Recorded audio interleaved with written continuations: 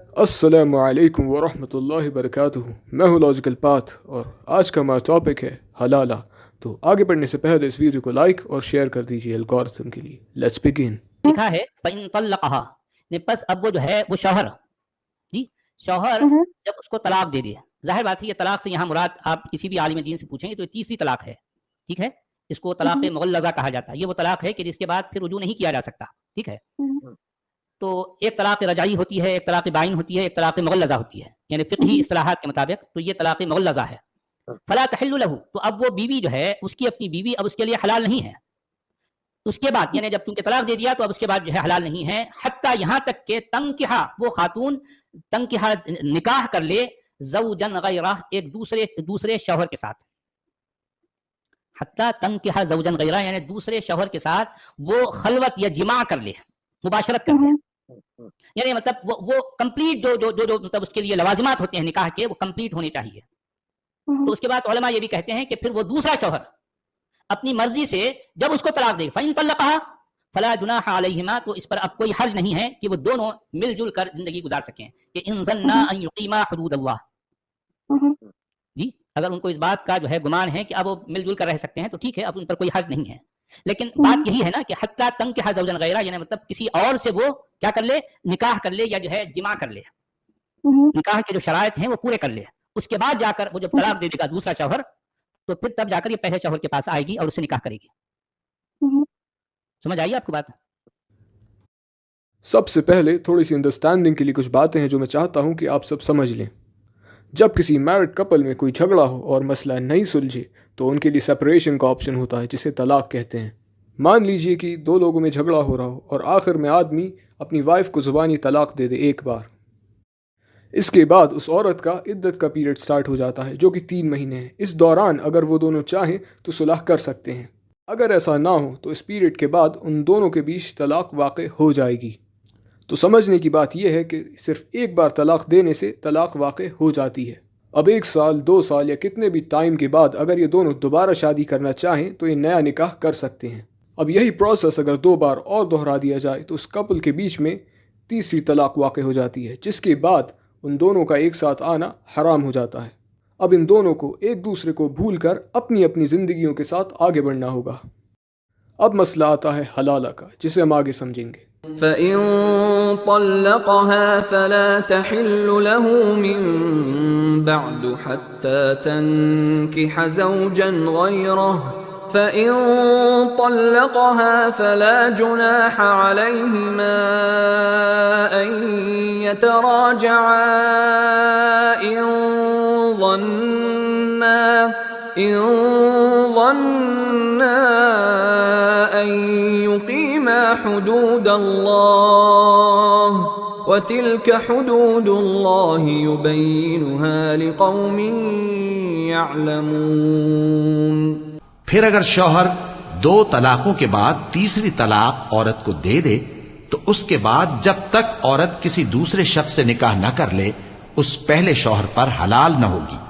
ہاں اگر دوسرا خاوند بھی طلاق دے دے اور عورت اور پہلا خاوند پھر ایک دوسرے کی طرف رجوع کر لیں تو ان پر کچھ گناہ نہیں، بشرطے کہ دونوں یقین کریں کہ اللہ کی حدوں کو قائم رکھ سکیں گے، اور یہ اللہ کی حدیں ہیں، ان کو وہ ان لوگوں کے لیے بیان فرماتا ہے جو علم رکھتے ہیں۔ اس آیت کو یوز کیا جاتا ہے یہ دکھانے کے لیے کہ 3 بار طلاق ہونے کے بعد اگر وہ عورت پچھلے ہسبینڈ سے دوبارہ شادی کرنے کے لیے کسی اور آدمی کے ساتھ نکاح کر کے اس کے ساتھ سو جائے تو وہ پچھلے ہسبینڈ کے لیے حلال ہو جائے گی۔ ایسا ایکس مسلمز اور اسلاموفوبس دکھانے کی کوشش کرتے ہیں اور کہتے ہیں کہ یہ سب قرآن سے ثابت ہے۔ اب اس آرگیومنٹ کو ہم 5 طرح سے انالائز کریں گے: based on Arabic language, based on تفاسیر، بیسڈ آن فتاوی آف علماء، based on ahadith of Rasulullah sallallahu alaihi wasallam and opinion of Sahaba, or based on other ayahs of Quran.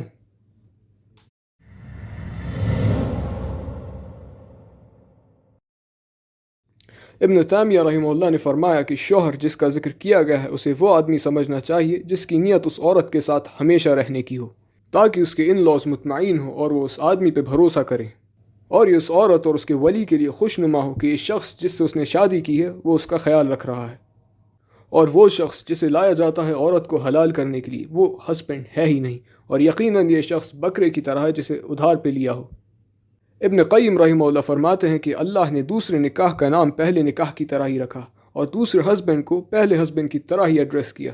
اس کے بعد انہوں نے فرمایا کہ جب کوئی شخص شادی کرنا چاہتا ہے وہ مہر دیتا ہے، مینٹیننس، کپڑے اور گھر کا بھی خیال رکھتا ہے، اور باقی کی شادی کے بعد کی ذمہ داریاں۔ اور حلالہ یا نکاح محلل میں آدمی سب سے بری ہوتا ہے۔ یعنی اس آیت میں جس نکاح کا اور جس ہسبینڈ کا ذکر ہے یہ نارمل نکاح اور نارمل ہسبینڈ ہے۔ یہ بات میں ایک مثال سے سمجھاتا ہوں۔ اگر میں آپ سے کہوں کہ میں گھر جا رہا ہوں تو اس سینٹنس سے آپ یہی سمجھیں گے کہ میں خود کے گھر جا رہا ہوں۔ لیکن اگر میں کسی اور کے گھر جا رہا ہوتا، جیسے میرے دوست یا میرے رشتہ دار، تو یہ بات میں سینٹنس میں اسپیسیفائی کرتا کہ میں اپنے دوست کے گھر جا رہا ہوں یا میں اپنے رشتہ داروں کے گھر جا رہا ہوں۔ اسی طرح اس آیت میں نکاح اور ہسبینڈ کو جنرلی مینشن کیا گیا ہے۔ اگر یہ حلالہ یا نکاح محلل کا کیس ہوتا تو یہاں پہ اسپیسیفائی کیا جاتا۔ ابن تیمیہ رحمہ اللہ نے اس آیت کے ایکسپلینیشن میں سمجھایا ہے کہ اس آیت میں لفظ ان کا استعمال کیا گیا ہے، جس کا مطلب ہوتا ہے اگر، جو اس بات کی نشاندہی کرتا ہے کہ کوئی کام شاید ہو یا شاید نہ ہو۔ اگر اس آیت کا مقصد کسی ایسے کام کی نشاندہی کرنا ہوتا جو لازماً ہوگا تو یہاں فَإِذَا کا استعمال کیا گیا ہوتا، جس کا مطلب جب ہوتا ہے۔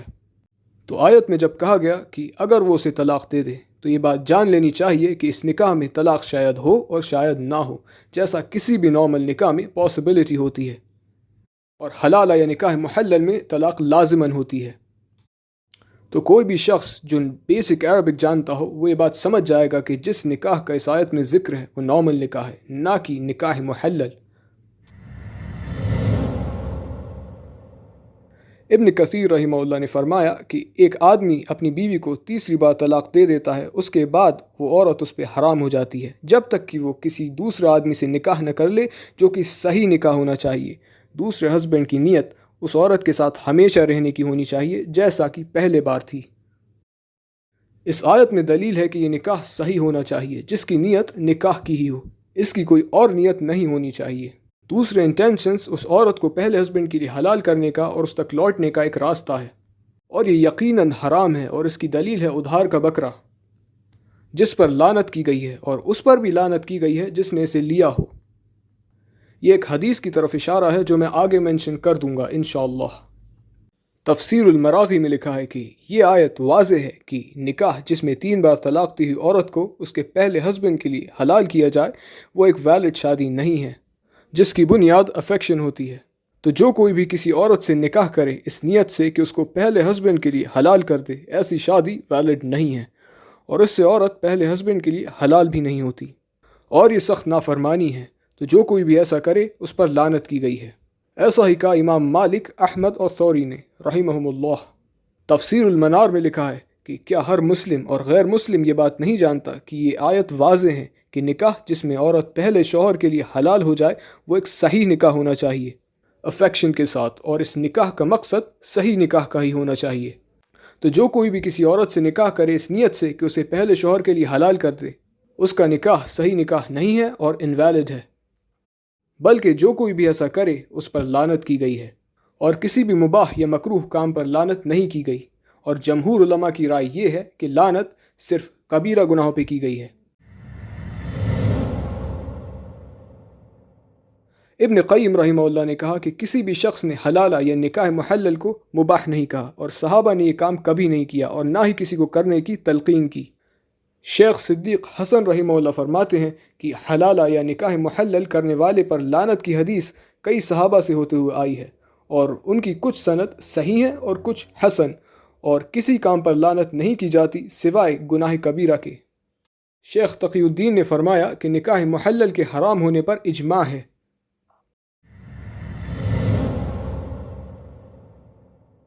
ابن مسعود رضی اللہ تعالیٰ عنہ سے روایت ہے کہ رسول اللہ صلی اللہ علیہ وسلم نے فرمایا، حلالہ یا نکاح محلل کرنے والے اور کروانے والے پہ اللہ کی لعنت۔ عقبہ بن عامر رضی اللہ تعالیٰ عنہ سے روایت ہے کہ رسول اللہ صلی اللہ علیہ وسلم نے فرمایا، کیا میں تمہیں ادھار پہ لیے ہوئے بکرے کے بارے میں نہیں بتاؤں؟ صحابہ نے کہا جی رسول اللہ صلی اللہ علیہ وسلم، اور رسول اللہ صلی اللہ علیہ وسلم نے کہا، حلالہ کرنے والا، اللہ کی لعنت ہو حلالہ یا نکاح محلل کرنے اور کروانے والے پہ۔ عمر رضی اللہ تعالیٰ عنہ فرماتے ہیں کہ ہمارے پاس حلالہ یا نکاح محلل کرنے والا اور کروانے والے نہیں آئے سوائے کہ ہم نے ان سب کو سنگسار کر دیا ہو۔ ابن عمر رضی اللہ تعالیٰ عنہ سے کسی نے اس بارے میں پوچھا تو انہوں نے فرمایا کہ یہ بہت ہی فحش حرکت ہے، اور اگر تم سب عمر رضی اللہ تعالیٰ عنہ کے ہاتھ لگ جاتے تو وہ تم سب کو ضرور سزا دیتے۔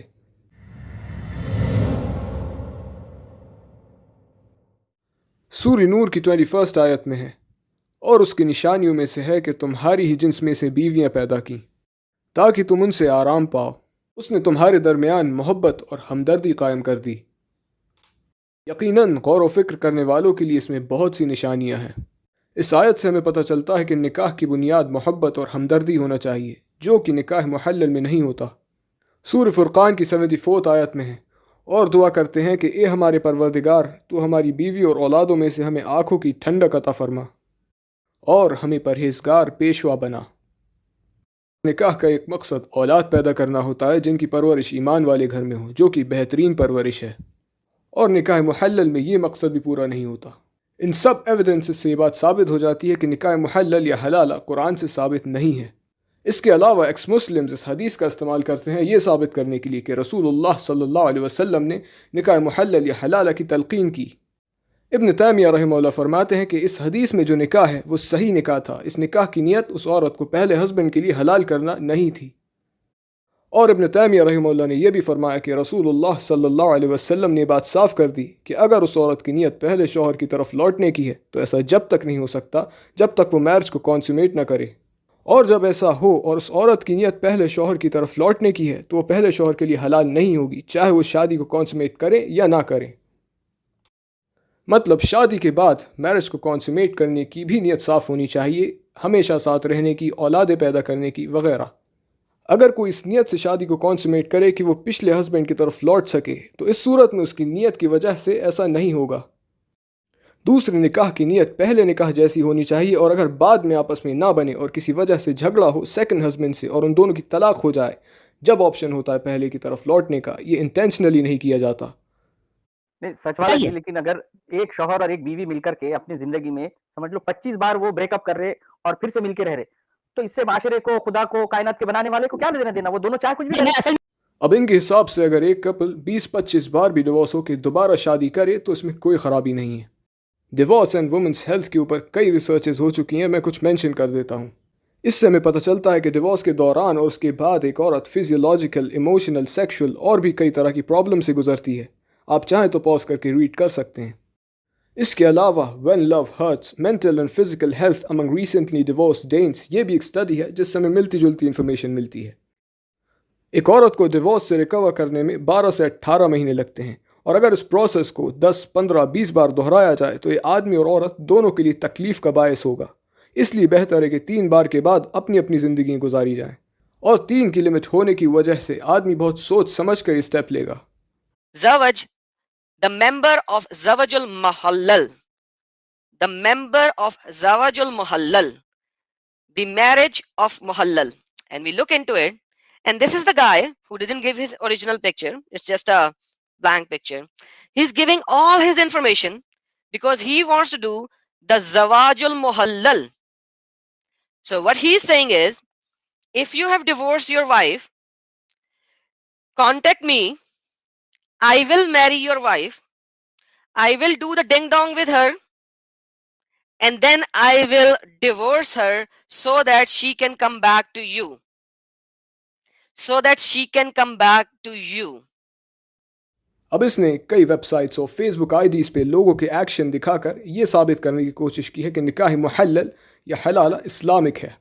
تو اگر کچھ لوگوں نے یہ غلطی کی، اس کا مطلب یہ ہے کہ یہ چیز اسلامک ہے۔ اب ہم یہ سیم لاجک کرسچینٹی پہ اپلائی کریں گے، اور میں 1-2 فیس بک اکاؤنٹس یا ویب سائٹس نہیں دکھاؤں گا بلکہ پراپر اسٹڈیز دکھاؤں گا۔ ٹیلی گراف کی اسٹڈی کے حساب سے 47% of kids born in UK are out of wedlock, یعنی 47% بچے بغیر شادی کے پیدا ہوتے ہیں۔ ایک اور اسٹڈی کے حساب سے لیٹن امریکہ میں 55%، ساؤتھ افریقہ میں 59% اور سویڈن میں 55%۔ اور یہ 1-2 لوگوں کا کام نہیں ہے بلکہ آدھے سے زیادہ آبادی کا ہے، اور یہ سارے ملک کرسچن میجورٹی ہیں۔ اس کے علاوہ مارٹن لوتھر نے کہا Christ was an adulterer for the first time with the woman at the well, for it was said nobody knows what he is doing with her. Again with Magdalene, and still again with the adulterous woman in John, whom he let off so easily. So the good Christ had to become an adulterer before he died. یعنی Jesus نے اپنی زندگی میں 3 بار زنا کیا، اور ایسا میں نہیں کہہ رہا بلکہ ان کے بہت بڑے اسکالر ہیں جو ایسا کہہ رہے ہیں۔ اب اگر ہم اسی کا لاجک اپلائی کریں تو 1-2 نہیں بلکہ اسٹیٹسٹکس کے حساب سے آدھے سے زیادہ پاپولیشن ایڈلٹری میں انوالوڈ ہے، اور انہی کے اسکالرس کے حساب سے جیزس نے اپنی زندگی میں 3 بار زنا کیا، تو اس سے یہ بات ثابت کی جا سکتی ہے کہ زنا کرسچینٹی کا ایک حصہ ہے۔ تو اگر ہم آدم سیکر کا یہی لاجک کرسچینٹی پہ اپلائی کریں تو اس طرح کے فالس کنکلوژن ڈیرائیو کیے جا سکتے ہیں۔ اب ہم یہ دیکھتے ہیں کہ بائبل میں ڈیورس کو لے کر کیا رولنگز ہیں۔ میتھیو چیپٹر 5 ورس 31 سے 32 میں It has been said, anyone who divorces his wife must give a certificate of divorce. But I tell you that anyone who divorces his wife except for sexual immorality makes her the victim of adultery. And anyone who marries a divorced woman commits adultery. یعنی Christianity میں اپنی wife کو adultery کے سوا کسی اور case میں divorce دینا جسٹیفائڈ نہیں ہے، چاہے وہ کتنی ہی بری سے بری حرکت کرے، اور کسی بھی کیس میں ڈیورس دینے کے بعد اگر وہ عورت دوبارہ شادی کرے تو یہ ایڈلٹری ہے، یعنی اس کی دوسری شادی ہی نہیں مانی جائے گی۔ اور 1 Corinthians chapter 7 verse 10 میں ہے To the married I give this command, a wife must not separate from her husband. But if she does, she must remain unmarried or else be reconciled to her husband. And the husband must not divorce his wife. یعنی آدمی چاہے اپنی بیوی پہ کتنا ہی ظلم کرے، اسے مارے پیٹے، اس کے پاس دوسری شادی کرنے کا آپشن ہے ہی نہیں، یا تو وہ پوری زندگی کنواری رہے یا پوری زندگی ظلم سہتی رہے۔ اور اگر وہ دوسری شادی کرتی ہے تو وہ شادی ہی نہیں مانی جائے گی بلکہ اسے ایڈلٹری کہا جائے گا۔ چنائے سیٹ، جن کے اپنے گھر شیشے کے ہوں وہ دوسروں پر پتھر نہیں پھینکا کرتے۔